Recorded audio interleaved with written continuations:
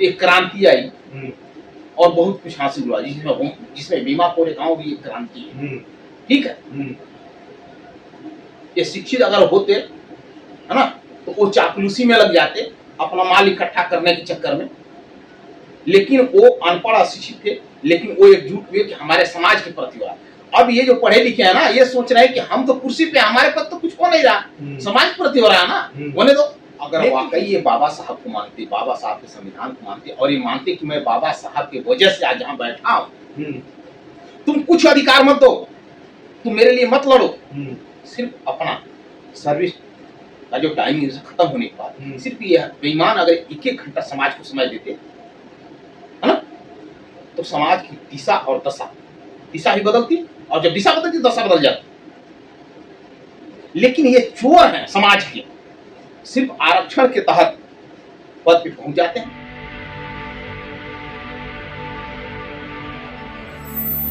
जय भीम, मैं मेवालाल और आप देख रहे हैं बहुजन। अच्छा भारती जी, आपसे जानना चाहूँ कि आप तो इस समाज में जाते हैं, उठते बैठते हैं, सारा समाज को तो गहराई से जमीन पर देखते हैं। मैं देख रहा हूँ चाहे जज हो, अधिकारी हो, बड़े बड़े वीआईपी हो, जब तक वो पद पे होते हैं तो समाज का दर्द नजर नहीं आता। जैसे वो रिटायर होते हैं, दर्द जो उमड़ पड़ता है। इसका कारण क्या है सर? ऐसा है ना, बाबा साहब ने बहुत पहले कहा था, मानवर कांसीराम साहब ने कहा कि जितना मुझको अपने समाज की अनपढ़ अशिक्षित लोगों से डर नहीं है, उतना पढ़े लिखे शिक्षितों से डर नहीं है।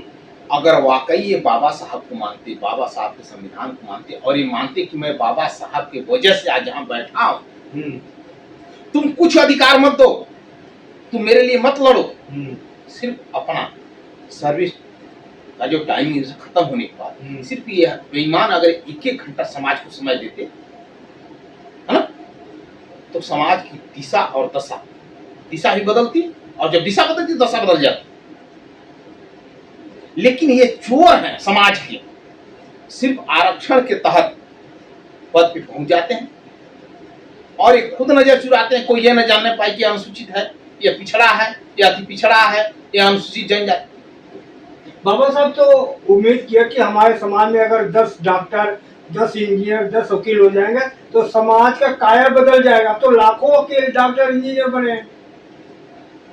वह सोच ये थी कि बाबा साहब ने अपने त्याग को देखते हुए, है ना, इस समाज के उत्पीड़न को देखते हुए इस सोच को उन्होंने व्यक्त किया हो, है ना।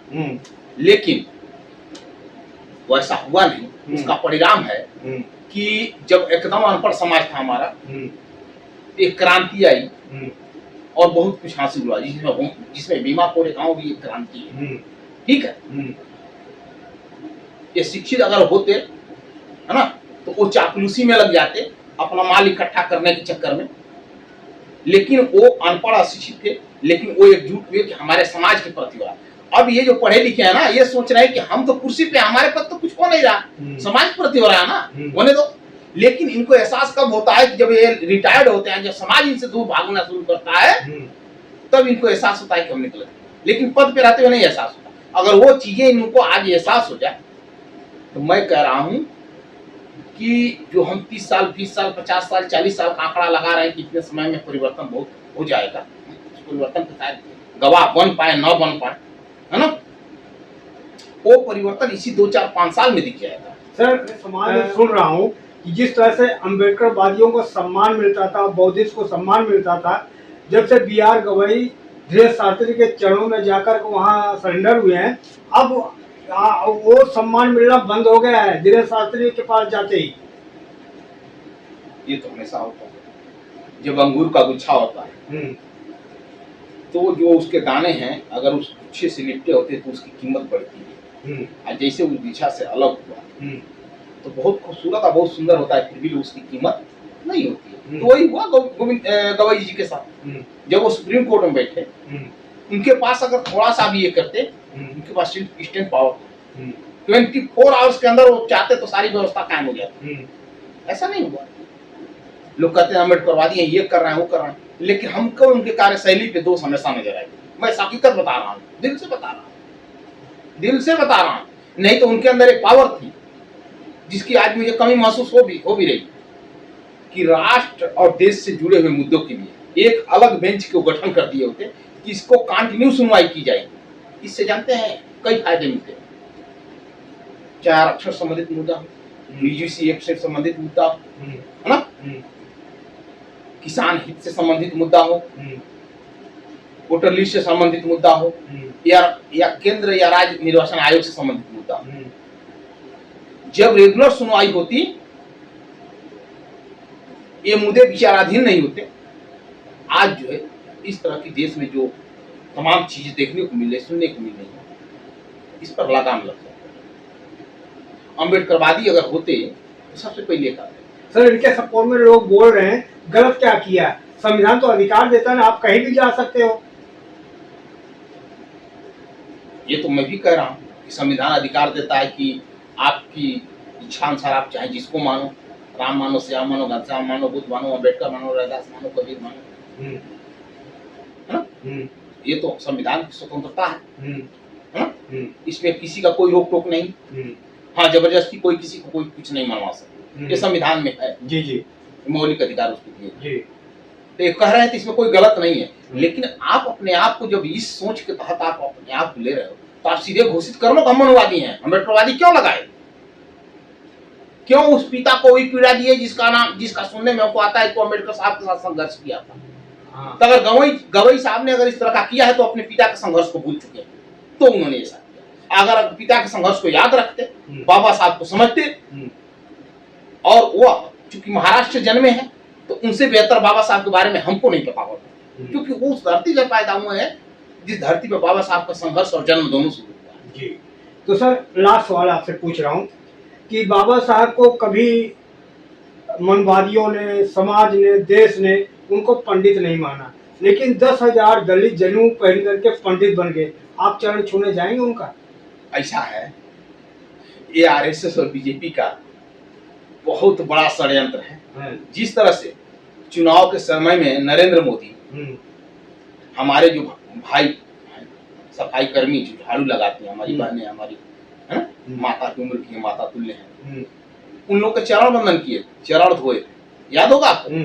लेकिन जब उनके अधिकार की बात आई प्रयागराज में, हमको याद है ना, लेकिन वही जब उनके अधिकार की बात आती उसमें ठेका प्रथा ला दिया गया।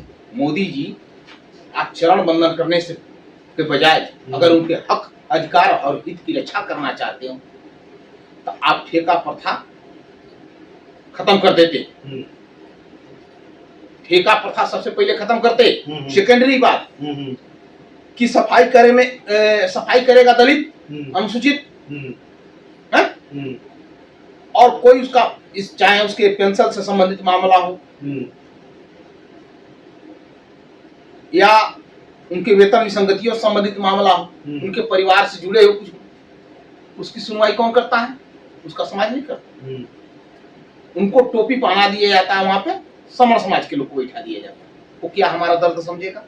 ये बताइए, तमाम हमारे सफाई कर्मचारी भाई है ना, नाले में डूब के मर जाते हैं, कभी कोई संज्ञान लेता है क्या? पूरे देश का मलबा वो साफ करता है, लेकिन उसके बच्चे, उसके परिवार के लिए कोई सुधार नहीं, ना उसके हितों का कभी ध्यान रखा गया।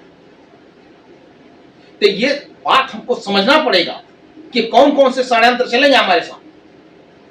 आज वो जनेऊ पहना के माला पहना रहा है ना, अभी मैं अगले महीने में उन्नाव में गया था, देखिए हमको वो याद नहीं आ रहा है जगह का, एक भारतीय सभ्यता पार्टी छोटा सा बनाया है, लोधी समाज के अजय सिंह लोधी, लखनऊ पारा में उनका कार्यालय है, आप लोग कभी जाइए।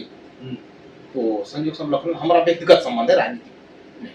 तो कौन सी बात है, भाई साहब कहाँ हैं? हम कहते हैं लखनऊ में है। तो आइए ना, थोड़ा सा एक बहुत जरूरी समझ है, हमारे समाज का एक कथावाचक है, अब बहुत बड़ा शिव मंदिर बनवाया है, वो कहीं किसी बाबू साहब के घर पे जाके और कथावाचन कर रहा था, और रात में 2 बजे पंडित जी लोग आए, उसको कहे कि चलो तुमको पैसा देते हैं, गाड़ी में बैठा के लेके गए। जो कथा लोग करते हैं तुम लोग का फिक्स होता है ना, 10,000, 20,000, 25,000 उन लोग का, है ना, देने के नाम पर उनको गाड़ी में बैठा लिए, हले के बीच रास्ते में उनको मारने लगे कि तुम साले लोधी होकर के कथा कहोगे। उन्नाव की घटना है, अभी मात्र 1 महीना नहीं हुआ उस घटना, उसमें FIR भी दर्ज है। खुद समझना चाहिए। यादव कथावाचक, पटेल कथावाचक, लोधी कथावाचक, हाँ? क्या मामला है भाई? जो ज्ञानी हो गया उसको तुम तो आज तक हिंदू मानने को तैयार नहीं हो। हम तो अछूत हैं, जिससे तुम्हारा भगवान भी डर जाता है। हम अछूतों को, हम शूद्रों को एक बात समझना पड़ेगा, हम उतने बड़े शक्तिशाली हैं कि इनका भगवान भी हमसे डरता है कि अगर कहीं टच हो गया तो हम अछूत हो जाएंगे। तो समझो कब कितने बड़े बलशाली, कितने बड़े ताकतवर हैं। कब इनको समझ में आएगा? जिस दिन इस चीज को ये समझ गए, ना इनका भगवान दिखेगा और ना ये दिखेगा। ठीक है सर, आपने समय दिया इसके लिए बहुत धन्यवाद। तो साथियों देख सकते हैं कि ये प्रमोद भारती जी थे। कैसी रही बातचीत, आप प्रतिक्रिया में जरूर बताएं। आपके जो भी सवाल थे, सारे सवाल इनसे जवाब लिया, सब जवाब बेबाकी से दिया। आप कहाँ से देख रहे हैं कमेंट में लिखेंगे। और आपसे निवेदन है, विनती है कि आप अगर हमारा काम पसंद है तो आप हमें आर्थिक मदद भी दे सकते हैं। मैं मेवालाल, बहुजन समाज, दिल्ली। जय भीम, जय भारत।